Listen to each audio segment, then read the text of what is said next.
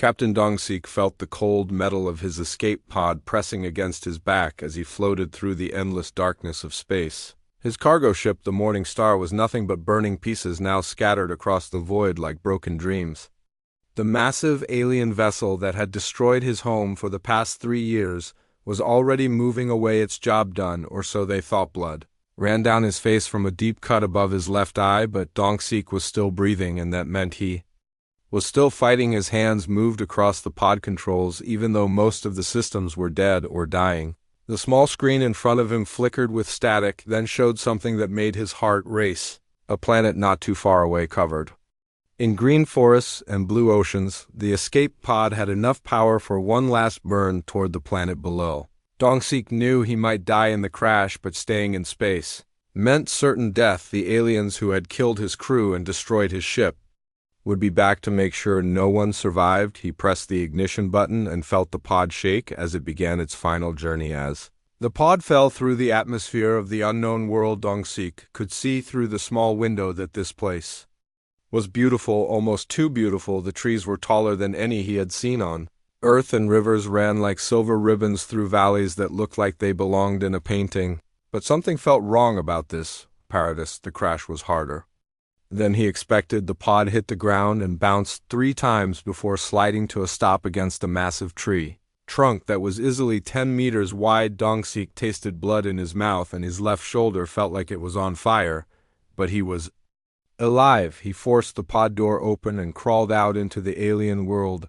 The air was clean and sweet, with the smell of flowers he had never seen before. Strange birds sang in the trees above him, and everything seemed peaceful. But Dongsik had been a cargo ship captain for 15 years, and he knew that beautiful places in space often hid the most dangerous secrets. He pulled his emergency kit from the pod and began to walk away from the crash site. 3 hours later, he found her hiding in a cave behind a waterfall. Her name was Hyjin, and she was the first human he had seen in what felt like forever. She was thin and dirty, with cuts and bruises covering her arms, but her eyes were sharp and alert.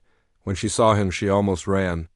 But then she noticed his uniform and stopped. Hyjin told him a story that made his blood run cold. She had been captured 3 months ago, when her research ship was attacked by the same blue-skinned aliens who had destroyed his cargo vessel. They had brought her to this planet along with dozens of other humans from different ships and colonies. But this was not a prison camp or a slave world. This was a hunting preserve. The aliens called themselves the Vorthak, and they had been using this planet for hundreds of years as their personal playground.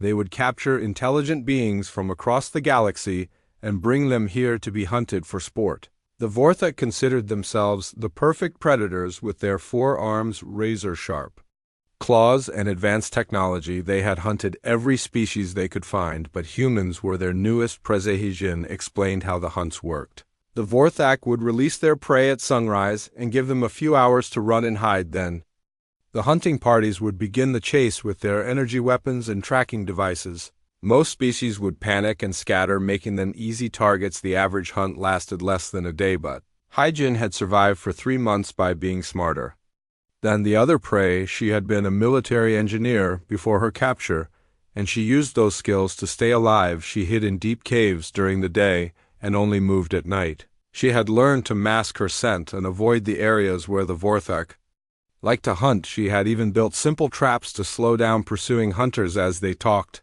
Dongsik realized that something was different about this hunt. The other species the Vorthak had hunted were peaceful traders and explorers who had never seen real combat, but humans were different. Humans had been fighting wars for thousands of years, and they knew how to kill when they needed. Tojin showed him the equipment she had gathered over the months of hiding pieces of broken Vorthak technology that she had found, or stolen simple weapons made from metal and stone, maps of the hunting grounds that she had drawn by memory and careful observation. She had been preparing for something, but she had been waiting for help that night.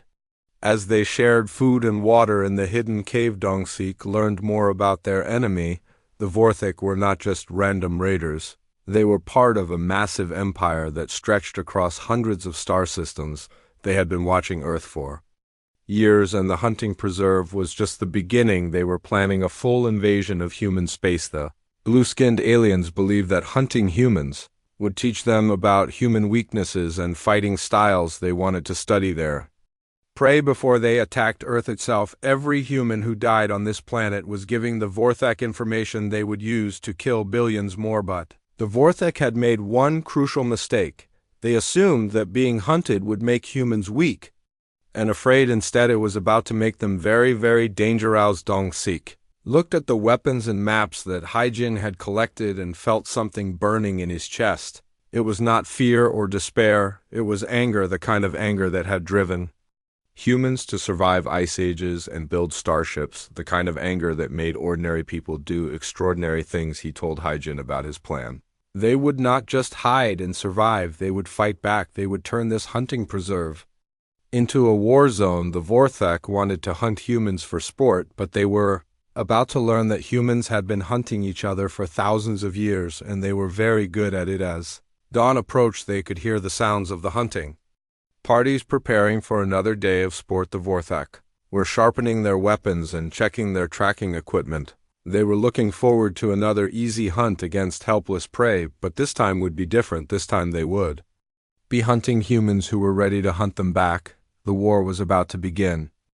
3 days after Dong-sik crashed on the hunting world, he and Haijin were ready for their first real fight against the Vorthak. They had spent those days preparing, turning a narrow canyon into a death trap, using everything they could find. The canyon was perfect for an ambush with high walls on both sides and only one way in or out. Haijin had used her engineering skills to build explosives from the power cells of Dong-sik's escape pod. She placed them carefully along the canyon walls, where they would do the most damage. Dong-sik had made spears from metal pieces and sharpened rocks, turning them into deadly weapons. They also dug hidden pits and covered them with branches and leaves.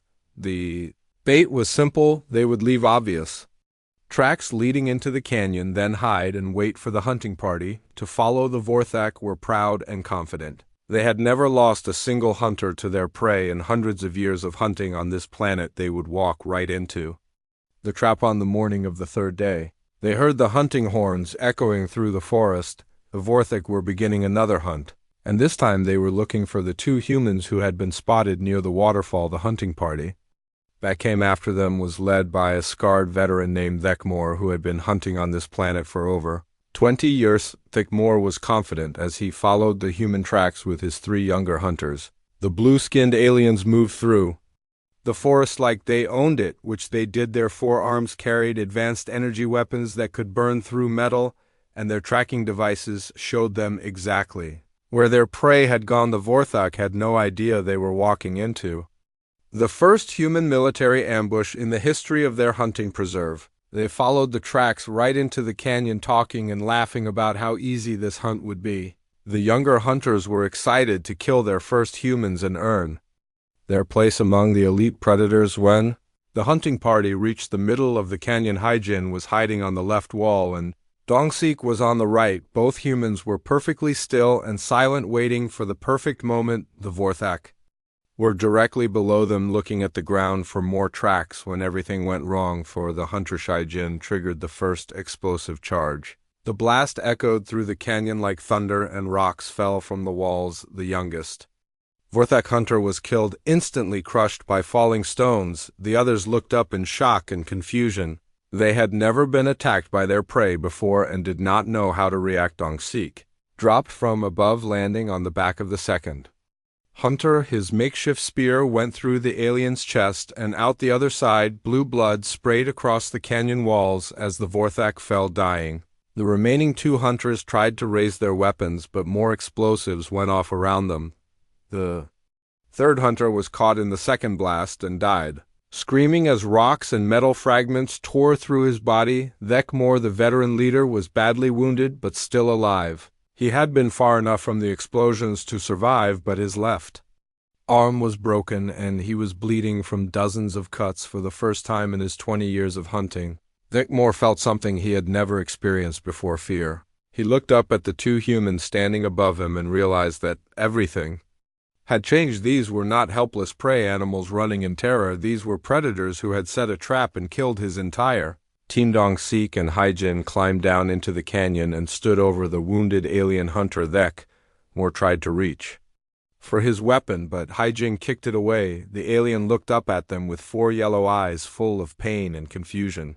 He tried to speak, but only blood came out of his mouth. The humans took everything the hunting party had carried: energy weapons that could burn through armor, communication devices that would let them listen to Vorthak radio traffic, advanced medical supplies that could heal wounds in minutes, tracking equipment that was better than anything humans had ever built. Most importantly, they took Thekmor's personal communicator, which contained detailed maps of the hunting preserve and information about other hunting parties. The device also had recordings of previous hunts showing how the Vorthak had killed hundreds of humans and other species over the years. As Thekmor lay dying in the canyon, he managed to whisper a few words in the Vorthak language.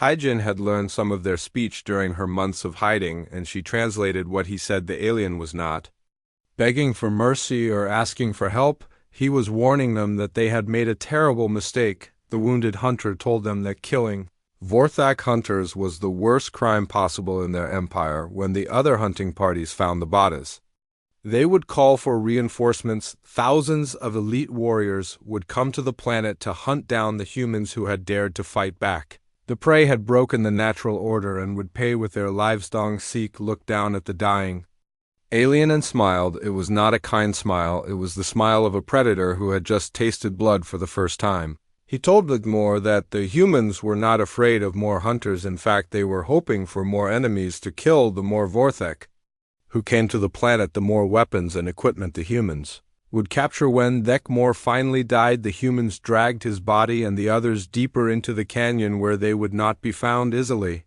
Then they used the captured communication equipment to listen to the Vorthak radio traffic. What they heard made their blood run cold with anger. The Vorthak were not just hunting humans on this planet. They were preparing for a massive invasion of Earth. The hunting preserve was a training ground where they learned human weaknesses and fighting styles. Every human who died here was teaching the aliens how to kill billions more back home. But the humans had also learned something important from listening to the radio traffic. The Vorthak were overconfident and predictable. They followed the same hunting patterns every time and never expected their prey to fight back. Their advanced technology made them lazy, and their pride made them stupid. As night fell, Dong Sik and Haijin made their way back to their hidden cave, carrying their captured weapons and equipment. They had won their first battle against the Vorthak, but both humans knew this was just the beginning. The real war was about to start, and they would need help somewhere. On this planet were dozens of other human survivors hiding in caves and forests, waiting to die. The Vorthak had been hunting them for months, picking them off one by one, but now everything was about to change. The humans had weapons, and they had a plan. The hunt was over. It was time for war. Finding the other human survivors was more dangerous than fighting the Vorthak hunting parties. Every human on the planet had been hiding for months, living in constant fear of being discovered. They had learned to trust no one and hide from everything. That moved when Dong Sik and Haijin tried to make contact. Many of the survivors ran away, thinking it was a Vorthak trick. The first survivor they found was Minho, a former Special Forces soldier who had been living alone in the deep forest for 6 months. He had been captured when his military transport was attacked while carrying supplies to a remote colony. Minho had survived by being completely invisible, moving only at night, and never staying in the same place twice. When Dong Sik and Haijin found his hiding spot, Minho almost killed them both before he realized they were human. The soldier was thin and scarred, but his eyes were sharp and alert. He had been planning his own war against the Vorthak, but had been waiting for the right moment to strike. Minho told them about the other survivors he had seen during his months of hiding.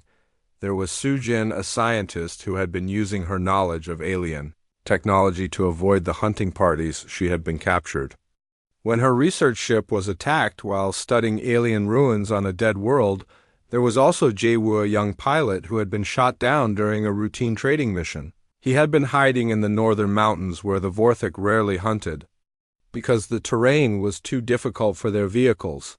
Biora was a doctor who had been treating wounded humans in secret caves, using medical supplies stolen from Vorthak camps. Each survivor had a different story, but they all shared the same burning anger against the aliens who had turned them into prey. The Vorthak had taken them from their families and friends and brought them to this planet to be hunted like animals. But now they had a chance to fight back. The hardest part was convincing the survivors to come out of hiding. Many of them had been broken by months of fear and did not believe they could win against the advanced alien technology. Some had given up hope and just wanted to die quickly rather than suffer through more hunts. But Dongsik and Haijin had something that changed everything. They had Vorthak weapons and equipment captured from the hunting party they had killed. When the other survivors saw the energy weapons and communication devices, they began to believe that fighting back was possible. Sujin, the scientist, was the most important recruit. She had been studying the captured Vorthak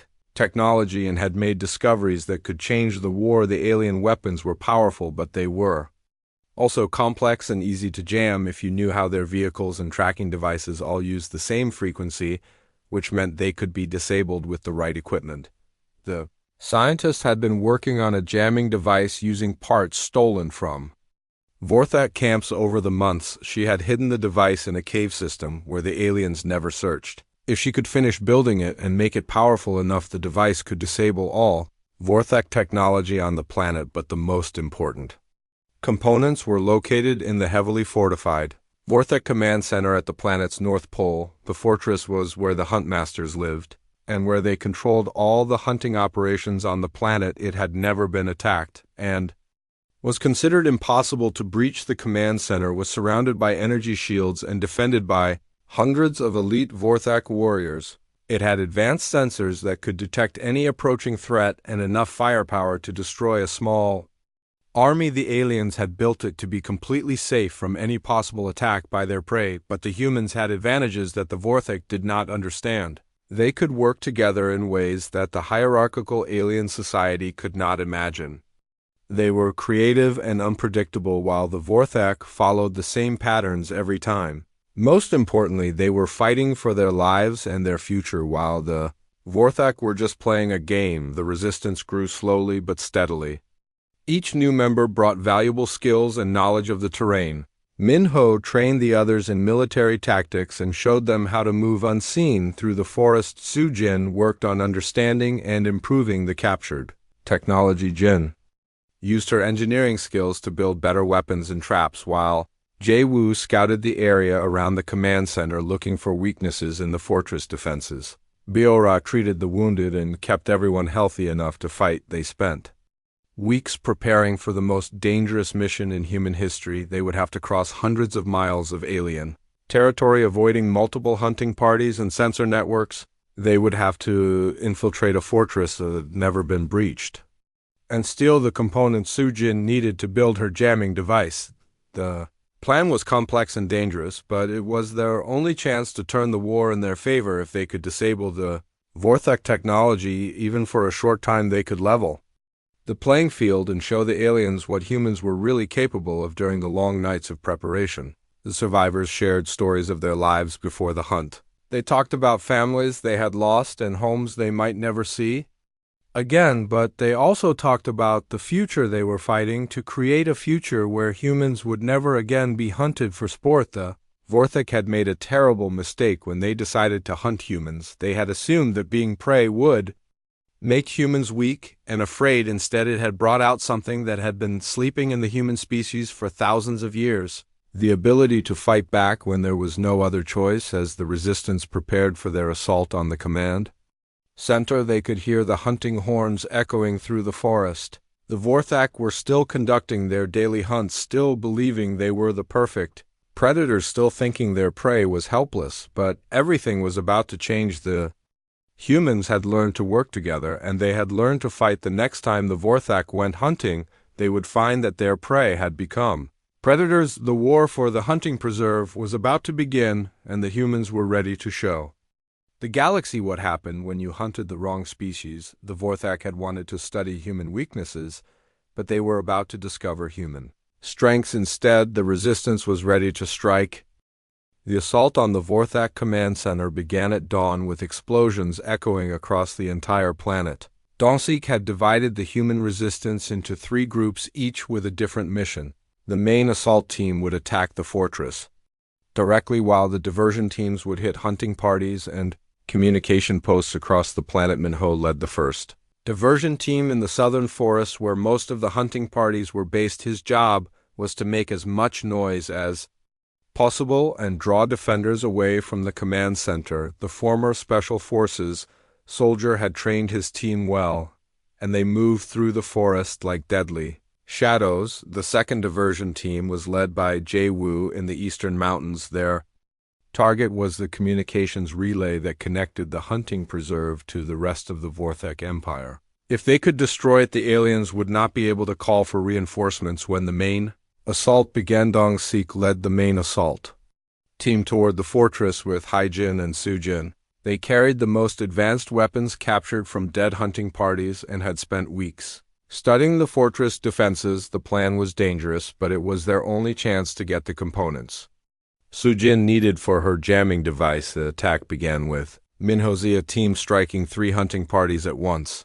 The Vorthak hunters were not prepared for coordinated military assault. They had been expecting to hunt frightened prey, but instead they found themselves fighting trained soldiers who knew how to kill. The first hunting party was wiped out in minutes when Minho's fighters attacked from all sides using captured energy weapons. The second party tried to call for help, but found their communications jammed by equipment Sujin had built from stolen Vorthak technology. The third hunting party lasted longer, but they were eventually overwhelmed by humans who fought with a fury the aliens had never seen before. The Vorthak had always been the predators, but now they were learning what it felt like to be hunted. In the eastern mountains, Jae-woo's team reached the communications relay. Just as the fortress began to realize they were under attack, the young pilot had learned to fly captured Vorthak aircraft, and he used them to devastating effect against the relay station. The communications tower was heavily defended, but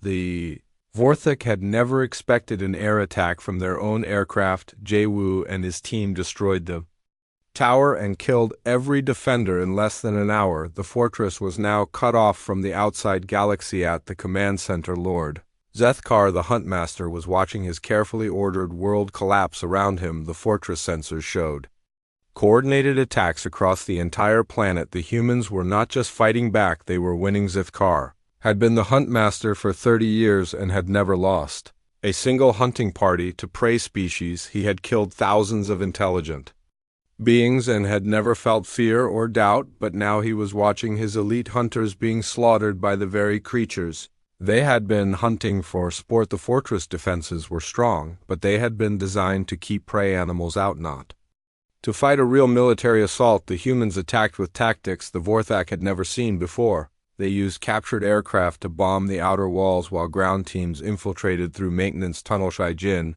had studied the fortress blueprints captured from dead hunters, and she knew exactly where the weak points were. She led her team through the shield generators power plant while Dong-sik attacked the main gates with stolen Vorthak vehicles. The battle was brutal and desperate.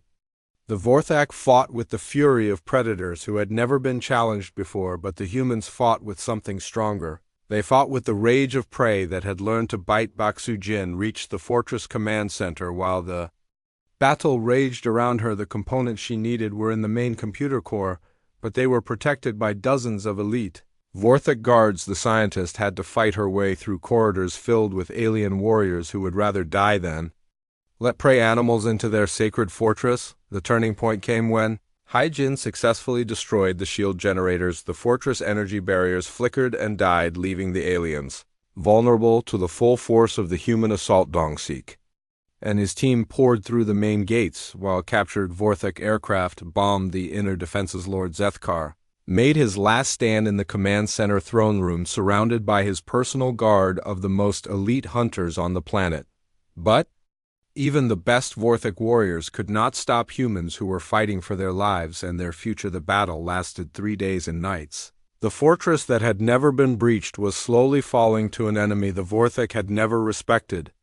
The humans fought through every corridor and room, taking no prisoners and showing no mercy. On the third day, Sujin finally reached the main computer core and began extracting the components she needed for her jamming device. The scientist worked frantically while the battle raged around her, knowing that success meant the difference between victory And death when she activated the jamming device, the effect was immediate and devastating. Every piece of Vorthak technology on the planet went. Dead energy weapons stopped working, vehicles crashed, and communication systems failed. The aliens who had relied on their advanced technology for centuries were suddenly helpless. The fortress fell in the final hour of the third day. Lord Zethkar was found dead in his throne room, killed by Dong-Seek himself. The proud huntmaster who had killed thousands of intelligent beings died knowing that his prey had become his. Executioner with their technology disabled the surviving Vorthak in the fortress were no match for humans who had learned to fight with primitive weapons. The aliens who had hunted for sport found themselves being hunted by an enemy that showed no mercy. The victory was complete, but the humans knew this was only the beginning. The Vorthak Empire was vast and powerful, and they would not accept the loss of their hunting preserve. The real war was just starting, and Earth was still in danger, but something fundamental had changed in the galaxy. The species that had been considered perfect predators had been defeated by their own prey. The humans had proven that being hunted did not make you weak, it made you dangerous. The hunting preserve was now under human control, and the survivors were no longer prey. They were predators, and they were ready to take their war to the stars. With the fortress captured and their technology disabled, the surviving Vorthak found themselves in a position they had never experienced before.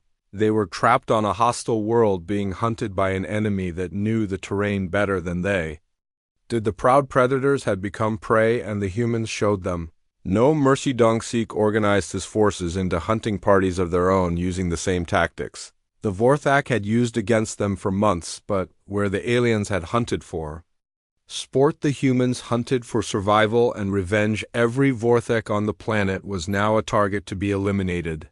The role reversal was complete and terrifying for the aliens, who had ruled this world for centuries. The humans moved through the forest like deadly shadows, striking without warning and disappearing before the Vorthak could react.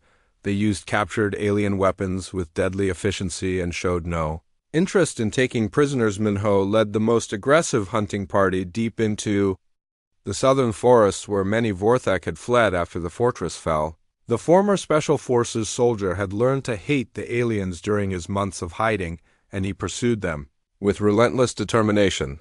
The first group of fleeing Vorthak was found hiding in a cave system where they thought they would be safe. Minho's team surrounded the caves and used captured explosives to seal the entrances.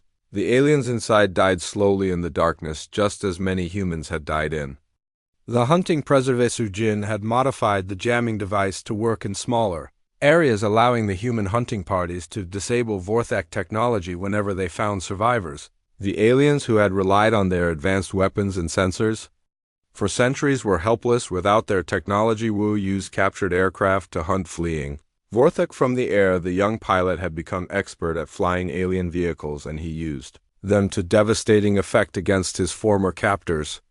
The aliens who had once soared above their prey now cowered on the ground as death came from the Skybora. The doctor had stopped treating wounded humans and started studying Vorthak biology. Instead, she learned where the aliens were most vulnerable and shared this information with the hunting parties. The humans used her knowledge to kill more efficiently and cause maximum pain. The psychological impact on the surviving Vorthak was devastating. These aliens had been raised to believe they were the perfect predators, the apex species in the galaxy. They had never known defeat or fear, but now they were learning what it meant to be hunted. Lord Zethkar was dead, but his second-in-command Vekthor was still alive and trying to organize the surviving aliens into some kind of resistance. The veteran hunter had been wounded in the fortress battle, but had escaped during the final assault. Vekthor gathered the remaining Vorthak in the northern mountains where the terrain was difficult and there were many places to hide. He tried to use the same survival tactics that humans had used against them, but the aliens were not adapted for this kind of warfare. The Vorthak had always been the hunters, never the hunted. They did not know how to hide effectively or how to survive without their technology. They made noise when they moved, left obvious tracks, and panicked when they heard human voices in the forest. Meanwhile, Dong-Seek was using the captured communication equipment to EROADCAST footage of the victory across the galaxy. Every alien civilization that had lived in fear of the Vorthak saw their supposedly invincible predators being hunted like animals. The broadcasts showed dead Vorthak hunters lying in their own blood, human warriors standing over alien corpses with captured weapons in their hands. The fortress that had never been breached now flying human flags made from torn Vorthak banners. The effect on the galaxy was immediate and devastating. The Vorthak Empire had been built on fear and the belief that they were unbeatable. But now every species in the galaxy could see that the perfect predators could be defeated by their own prey on distant worlds. Alien species that had been terrorized by Vorthak.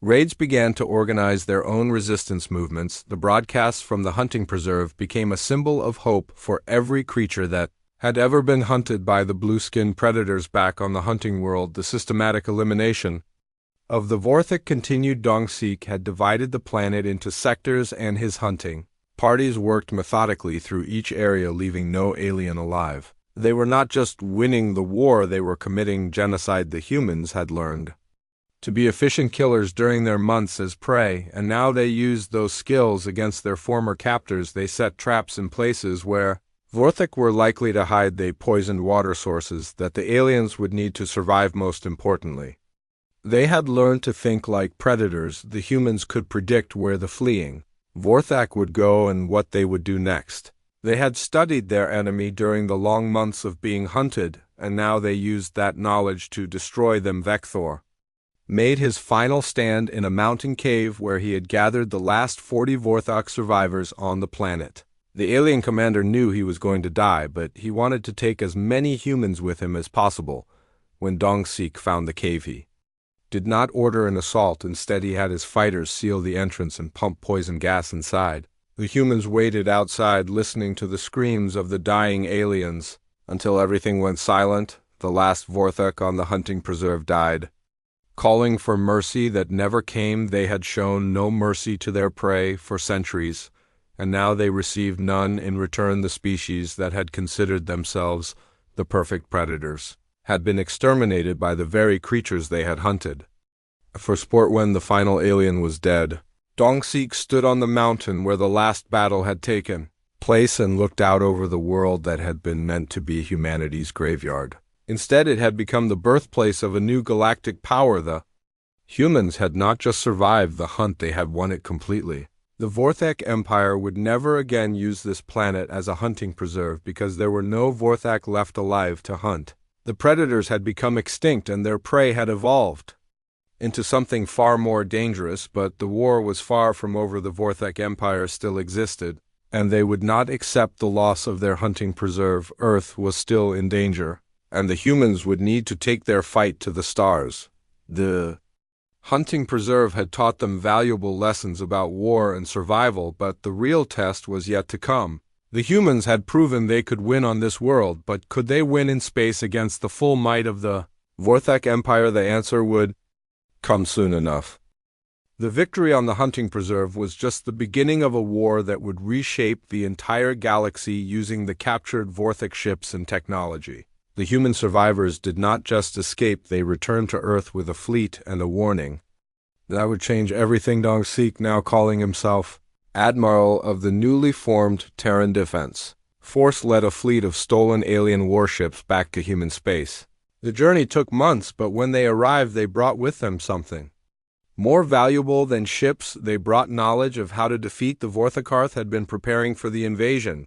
They knew was coming, but they had been planning to fight a defensive war, hiding behind shields and hoping their technology would be enough. But Dong-Seek and his survivors had learned something different during their time as prey. The only way to stop a predator was to become a more dangerous predator yourself. The humans had learned this lesson the hard way on the hunting preserve, and now they would teach it to the rest of humanity. The Terran Defense Force grew rapidly as news of the victory spread.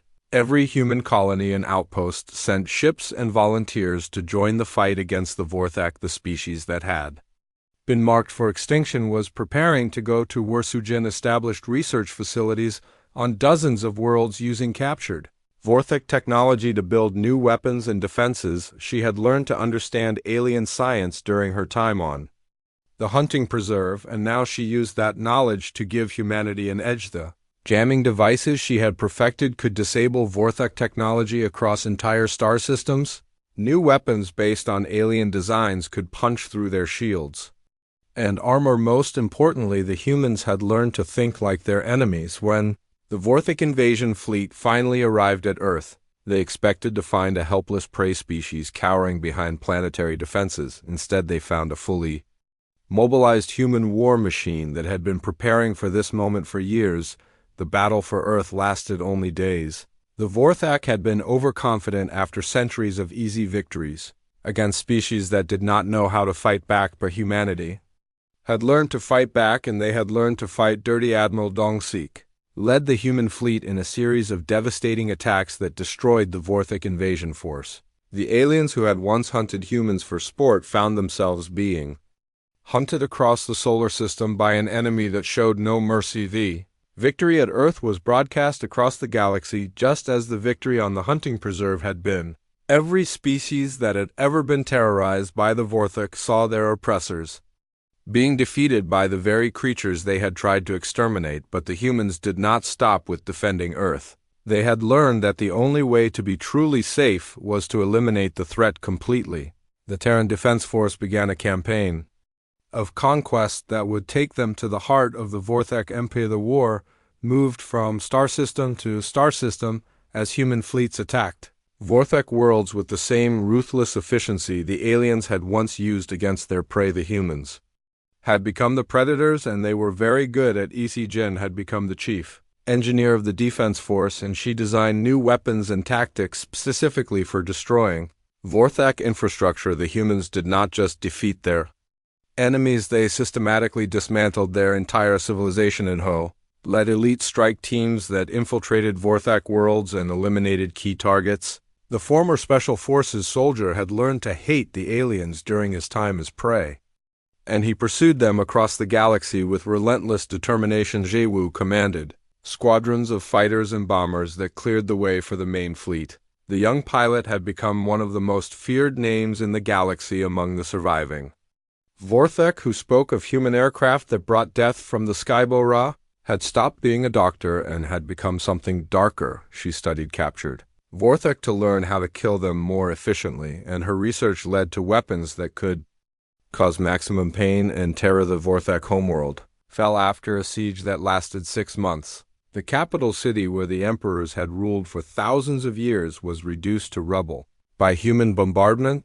The species that had considered themselves the perfect predators was driven to the edge of extinction, but the humans had learned something important during their campaign of conquest. They had learned that being the predator was not enough. You had to be the apex predator to truly be safe. The war ended with the complete surrender of the Vorthak Empire, but humanity did not stop there.